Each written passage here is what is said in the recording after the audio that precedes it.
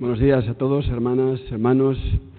Hoy es un día muy feliz para nosotros como familia porque están nuestros hijos y nuestros nietos y hoy va a tener un fan seguro en esta mañana. Pero bueno, lo vamos a controlar. También hoy ha sido un día un poco triste porque, como se ha dicho al principio, pues nuestra hermana Paquita ha partido con el Señor y, en fin, ha sido todo muy repentino. Pero bueno, en la seguridad y la convicción de que nuestra hermana está con el Señor, pues la familia también estaba tranquila y al menos hemos podido expresarle nuestro cariño y afecto estando con ellos durante el funeral. Bien, me gustaría en esta mañana considerar unas primeras palabras que tienen que ver con unas declaraciones que probablemente todos o casi todos hayamos escuchado en esta semana, de un jugador de baloncesto muy conocido en nuestro país. Y dijo así: esto no va a quedar así, esto no va a quedar así. Y preguntaba: ¿en qué momento se decide dejar atrás a una persona que se encuentra en peligro en el mar? Se ha hecho hasta con niños que han acabado muriendo. Necesito que alguien me pueda responder a esto, como ciudadano y como ser humano. Es que no logro entender cómo alguien puede ser capaz de hacer algo así. No me cabe en la cabeza. Pero esto no va a quedar así. Y como sabéis, y si no, ahora lo diré yo, estas son las palabras de Marc Gasol, el jugador de baloncesto que todos conocéis, porque en esta semana él participó en uno de esos rescates en el mar Mediterráneo. Y en ese rescate que hicieron, pues encontraron el cadáver de una mujer flotando en el agua junto con un niño, los dos, y los tuvieron que rescatar a los dos muertos, pero había una tercera mujer llamada Josefa, porque todos tienen nombre, Josefa, y tienen una historia, del Camerún, que huía de Camerún precisamente porque su marido la maltrataba y había decidido huir de esa situación y embarcarse en esa aventura que había comportado ese final. Bueno, Marc Gasol, ante lo que estaba ocurriendo allí, lo que él experimentó como persona, pues expresó esas palabras. Lo que está sucediendo en el Mediterráneo, como otras situaciones similares, pone algo de manifiesto y algo que creo que es importante. Mi nieto me empieza a hacer ya de rival, pero nada, esto se arregla rápido con la abuela. Para eso están las abuelas, ¿no? Muy bien.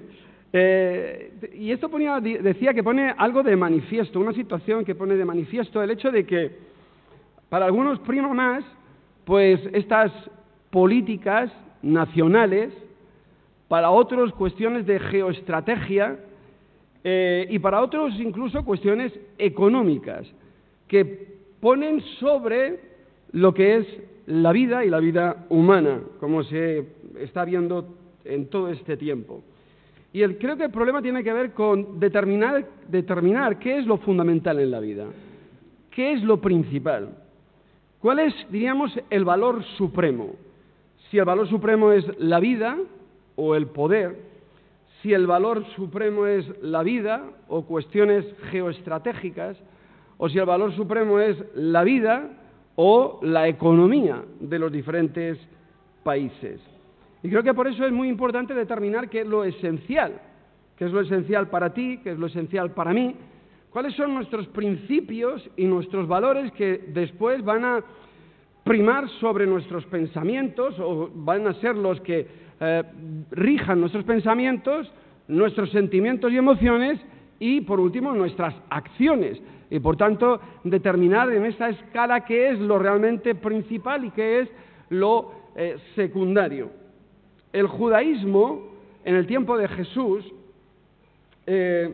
había desarrollado toda una casuística que había dado lugar a lo que se conocían como los 613 mandamientos.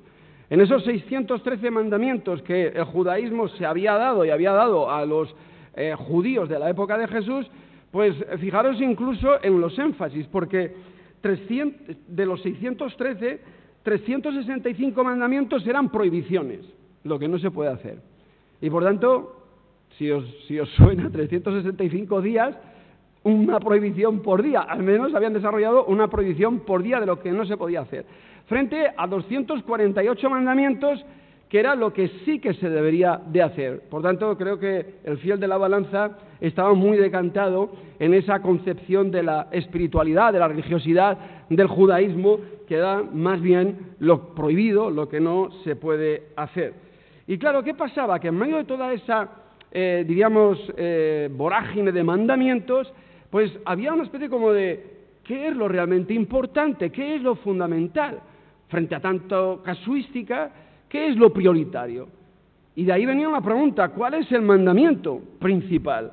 Porque ese escriba que vemos que se acerca a Jesús, en realidad era un experto en la ley, era un maestro, un doctor de la ley, un hombre familiarizado con la ley.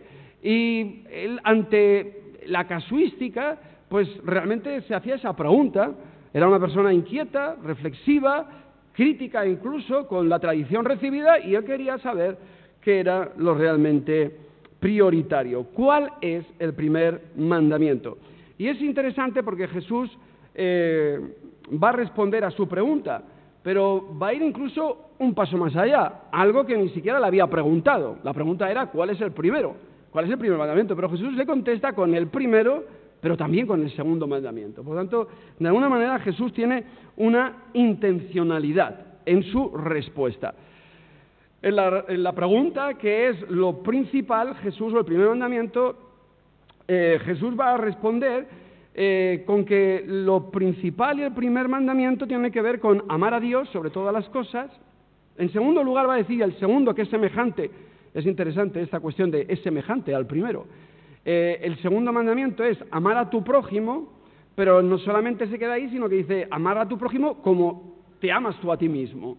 Por tanto, la palabra que se encuentra en los tres enunciados es, ¿cuál? La que es común a los tres. Mirad, Javier está atento, así que tenemos que espabilar en esta mañana. Muy bien. La palabra que está en todos ellos es el amor. El amor. Y es lo que rige todo, que podríamos decir, bueno, es que Dios en esencia es amor. Pero es el amor a Dios, el amor al prójimo y el amarle como a ti mismo. Por lo tanto, creo que a la luz de eso podríamos establecer en esta mañana, a modo de reflexión, lo que podría ser como los tres pilares sobre los que fundamentar nuestra existencia. Tres pilares que encontramos aquí sobre los cuales fundamentar nuestra existencia. El primer pilar sería el amor a Dios sobre todas las cosas. El segundo pilar sería el amar a nuestro prójimo. Y el tercer pilar creo que podríamos establecerlo como el amarte o el amarnos a nosotros mismos. Y dejadme seguir este itinerario en esta mañana para considerar un poco esta cuestión. Fijaros que en la pregunta Jesús responde, a la pregunta de cuál es el primer mandamiento, Jesús responde precisamente, y es curioso, no con un mandamiento. Podría haber respondido con el primer mandamiento del decálogo, de los 10 mandamientos. Pero no, Jesús no responde con un mandamiento, sino que responde con la oración de Israel, el Shema Israel. El Shema Israel del Deuteronomio capítulo 6. Por tanto, hay un giro que creo que es interesante que hace Jesús. Jesús no contesta a la pregunta de cuál es el primer mandamiento con un mandamiento, sino que responde con una oración, que es el amarás a tu Dios con toda tu mente, con todo tu corazón, con toda tu alma y con toda tu voluntad. Y por tanto, creo que el giro es interesante en la respuesta de Jesús a la pregunta. ¿Por qué es interesante? Porque creo que Jesús marca la diferencia. Él pregunta por la ley, él pregunta por el mandamiento. Y claro, la ley obliga, el mandamiento es como las leyes, hay que cumplirlas.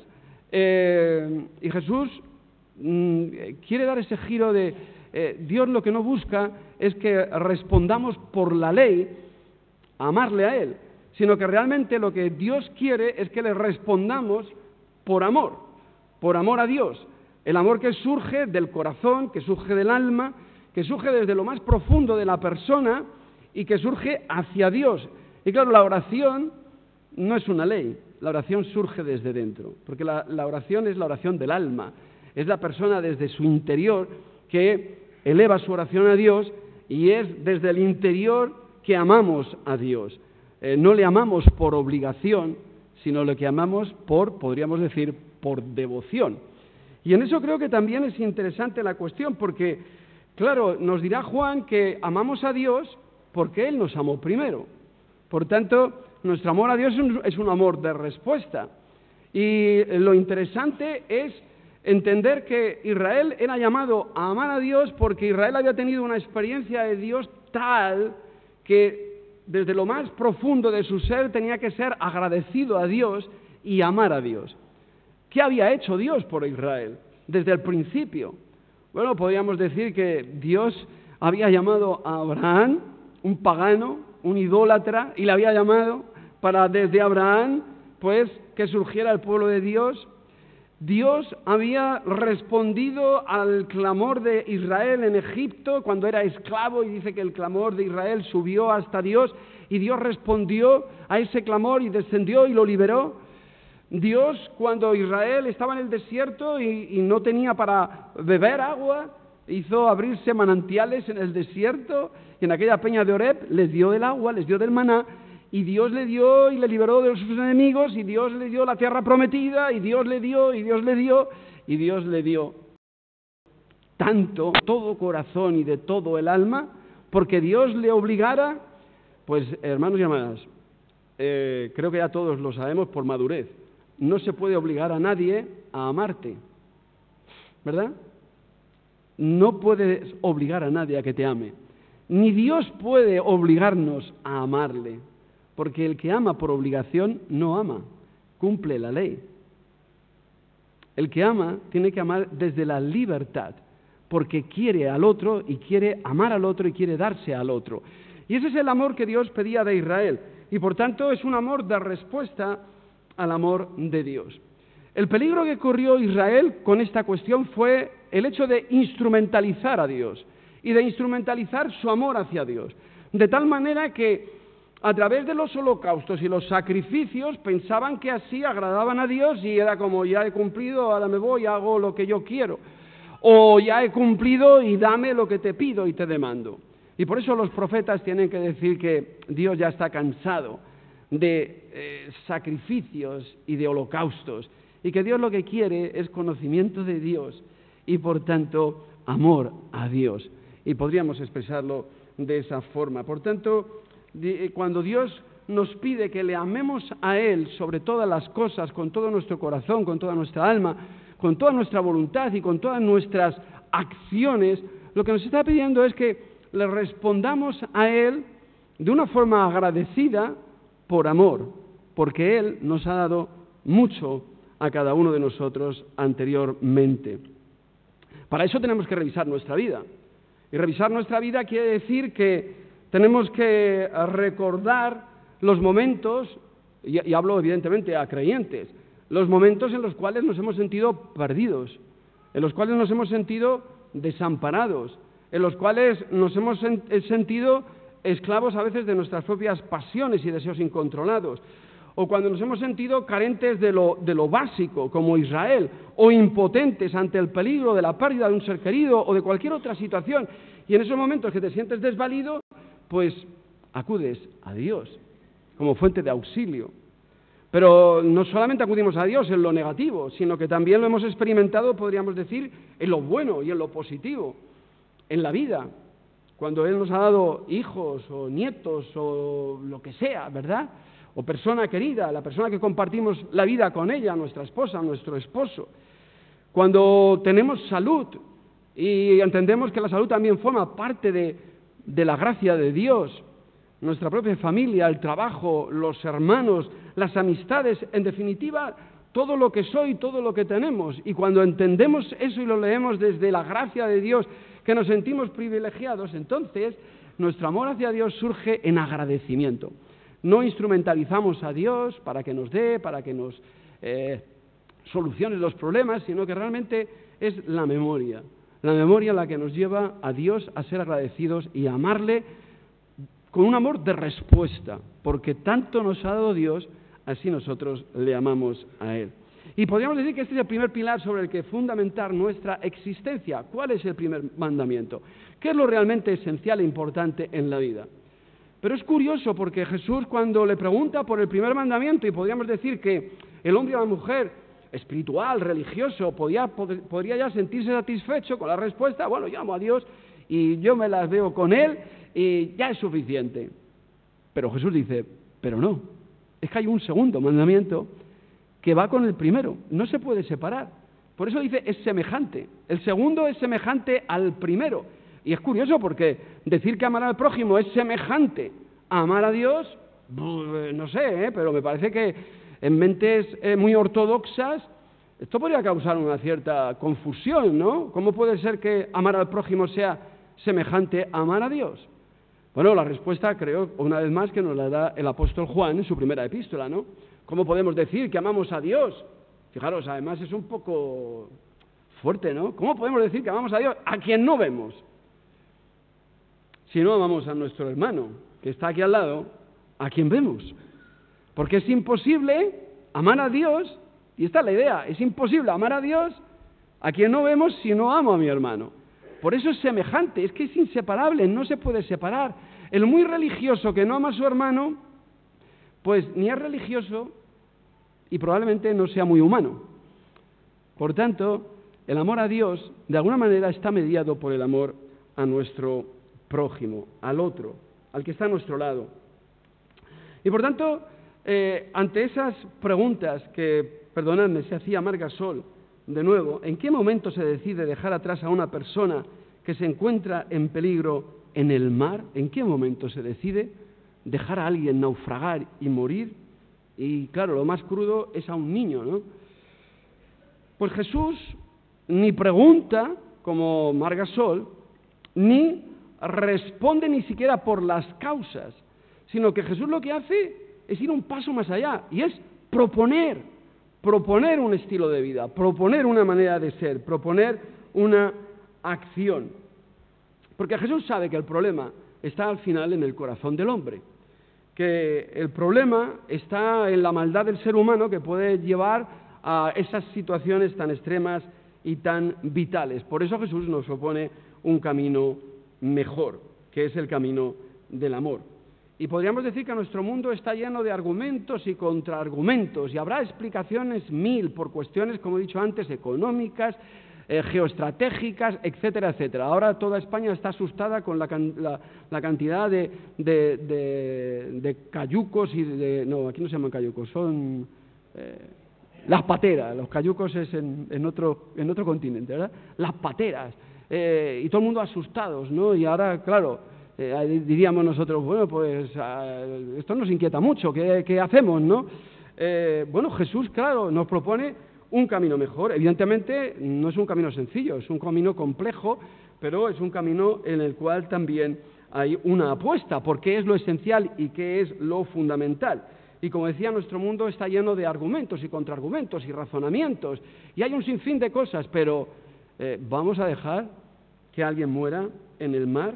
Y por tanto, la clave de toda esta cuestión está precisamente en esa visión renovada que nos da Jesús, y es amar a nuestro prójimo. El que ama a su prójimo no le deja en medio del camino. Por eso es interesante que cuando Jesús propone quién es tu prójimo, sabéis a quién propone, ¿no? Como modelo. Pues propone a un hereje, a uno de otra nación, un extranjero, a uno mal considerado que era el buen samaritano. Este es el que hace la voluntad de Dios, el buen samaritano. Y por allí pasó el levita, el sacerdote, y pasaron todos aquellos religiosos. Pero Jesús entendía que al final el que ama a Dios es el que ama a su hermano, el que le atiende en el camino, el que le atiende en el mar. Como he dicho, el escriba solo preguntaba por el primer mandamiento. Solamente le interesaba eso de amar a Dios, porque claro, amar a Dios es fácil en un sentido, ¿no? Porque lo digo, encima me lo creo, pero el paso más complejo y más complicado es cuando te afectan las relaciones con los demás. Y en esto creo que la pregunta de ¿y cómo y dónde vemos esta acción de Dios, de Él mismo dándose a los demás? Pues esta acción de Dios mismo dándose a los demás la vemos en el Dios encarnado, en la persona de Jesús. Y es el Jesús que nos muestra cómo verdaderamente hay que amar al hermano, porque la parábola no dejaba de ser una parábola, una ficción. El buen samaritano no fue un personaje real, era una ficción literaria que Jesús eligió, pero la realidad cruda la asume Jesús, y la asume Jesús con su conducta y con su comportamiento, en el hecho de cómo amar a los demás. Bueno, pues el amor a los demás, fijaros, en Jesús va desde lo más profano y mundano a lo más sagrado. Y lo más profano y mundano, ¿qué sería sino cuando Jesús por amor convierte el agua en vino? ¿Por qué? Porque creo que Jesús no quería que, esta palabra hay que decirla bien, una boda no se agüe. ¿Está bien dicha? Mis profesores de literatura. Es por donde pones el acento, que puede sonar de una manera rara u otra, ¿no? Que una boda no se agüe, no se quede sosa, no pierda la gracia, pierda la alegría. ¿Y la alegría dónde estaba? En la boda, claro, sí, pero en el vino también, ¿no? Y si era un buen vino, mejor. ¿Os acordáis del milagro, no? Es la primera señal en el Evangelio de Juan, tenía una trascendencia importante. Es el primer milagro, la primera señal en el Evangelio de Juan. Por tanto, esto era importante. Y Jesús nos muestra su amor para con el prójimo hasta en lo más, decía, profano y en lo más mundano, en lo más secular, en aquello que dirías, hombre, como un Dios eterno se va a complicar ahora y no sé qué sentido tiene darles vino. Y encima para que alguno beba más de la cuenta. Pero no. ¿Por qué? Porque Él estaba pendiente de la felicidad del otro y quería que el otro, los novios, fueran felices. Y les hace el milagro para que fueran felices. Y creo que más allá de cojos, ciegos, es que esto toca la médula, ¿no?, del ser humano, lo más íntimo, la felicidad del otro. Y cuando yo estoy preocupado por la felicidad del otro, entonces me doy al otro. Y creo que este es un punto que diferencia la madurez de la persona de la inmadurez de la persona. La persona inmadura está preocupada de sí mismo y pasa de todo y se preocupa de sí, es el centro del universo. Lo veremos después en el tercer punto. Pero la persona madura, adulta, la que ha asumido la vida con sus problemas, dificultades, sus cargas, sus tensiones, es incluso la persona que sabe mirar al otro, preocuparse del otro y darse al otro, para que el otro, no buscando nada a cambio, sino para que el otro sea feliz. Y en esto creo que el Señor Jesús nos enseña. Cuando se pone de parte de los más débiles, de la adúltera, y se pone de parte de ella, la defiende delante de aquellos que querían juzgarla, y no solo juzgarla, sino apedrearla.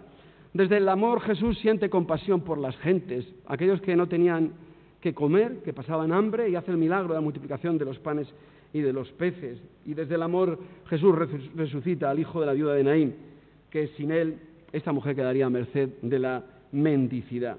Y por tanto creo que es el amor lo que mueve siempre a Jesús y lo que le lleva a actuar hacia el otro. Y por eso creo que la respuesta de Jesús tiene un sentido total y absoluto. ¿Cuál es el primer mandamiento? Dice, vale, a ti te preocupa el primero, pero yo te voy a decir cuál es el primero junto con el segundo, ¿vale? Por tanto, esto es lo que importa. Y ahora, como nosotros amamos a Alex, que se cayó el hombre y está con la espalda hecha polvo, le compadecemos y no pasa nada. Así que si alguno se encuentra mal, que se tiene que levantar, que se levante, que nadie se vaya, por favor, quedan 5 minutos. Bien, amar al otro.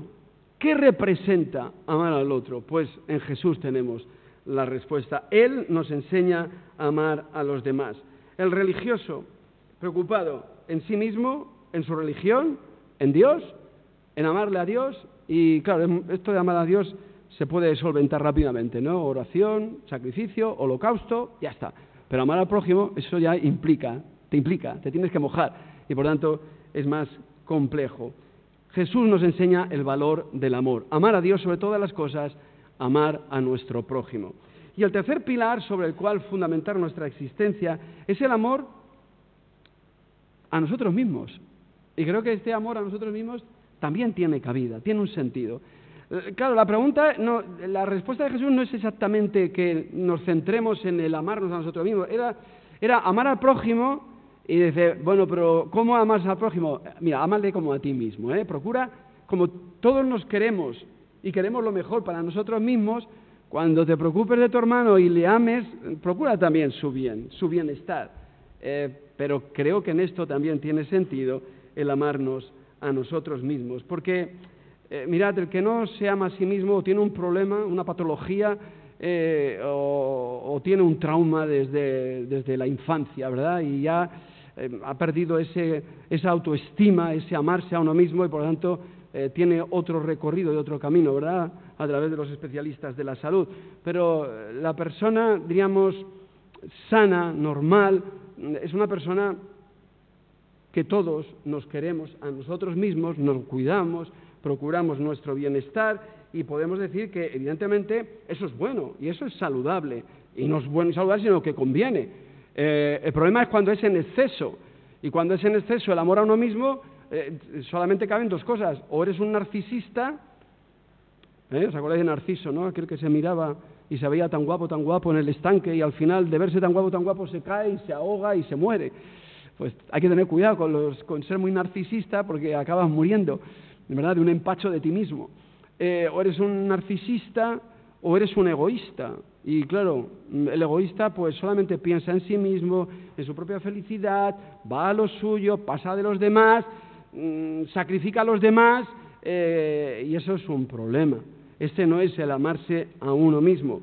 La persona, creo que se quiere a sí misma, procura vivir en armonía con su prójimo, procura vivir en equilibrio con su prójimo, busca el bien del otro, porque en la medida que buscamos el bien del otro, el otro se sentirá bien, y como en el amor es de respuesta, también nos amará a nosotros también, y el amor tendrá esa ida y vuelta. Por tanto, es bueno, es saludable, es conveniente preocuparnos del otro, de la persona amada, de nuestro compañero o compañera, nuestra esposa, nuestro esposo, nuestras amistades, el procurar el bien del otro, el pensar en el otro. Esto es bueno y fundamental. El egoísta normalmente lo que hace es instrumentalizar al otro para su bien propio, y esto es peligroso, no es bueno y no hace bien. Amarse a uno mismo tiene que ver, además de con lo dicho, con preocuparse y ocuparse de nuestro desarrollo personal, de crecer como personas, de seguir trabajando nuestro carácter, de aprender a gestionar nuestras propias emociones. Amarse a uno mismo tendrá que ver con llegar a ser una persona equilibrada, mesurada, una persona, podríamos decir, sabia, que va atesorando de las experiencias de la vida y se va formando como tal.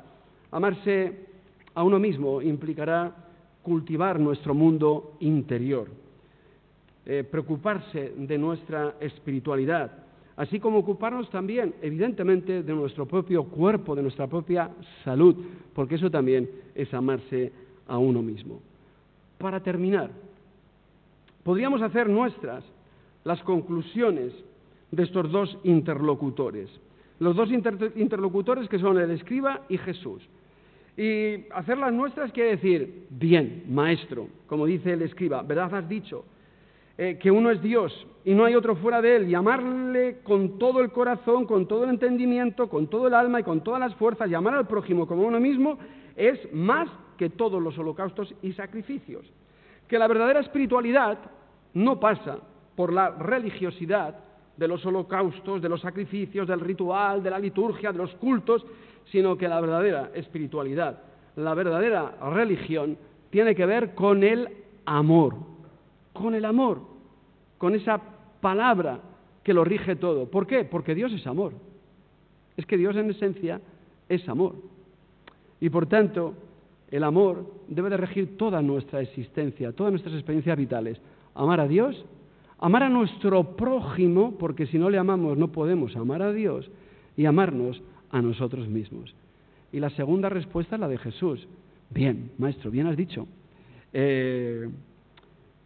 Dice Jesús: no estás lejos del reino de Dios. Le dice al escriba: no estás lejos del reino de Dios.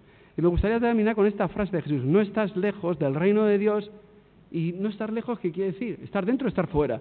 No estás lejos si lo haces. No estás lejos si lo vives. No estás lejos del reino de Dios si lo esencial y lo prioritario en la vida y en tu vida es el amor. Amar a Dios, amar a tu prójimo y amarte a ti mismo. Que el Señor os bendiga, hermanas y hermanos, y que el amor sea lo que rija nuestra vida, nuestras relaciones, a nivel personal, a nivel de familias, a nivel de vida de iglesia, porque este es el mandamiento, que os améis los unos a los otros, como yo os he amado, y en esto sabrán que sois mis discípulos. No se puede ser discípulo de Jesús si el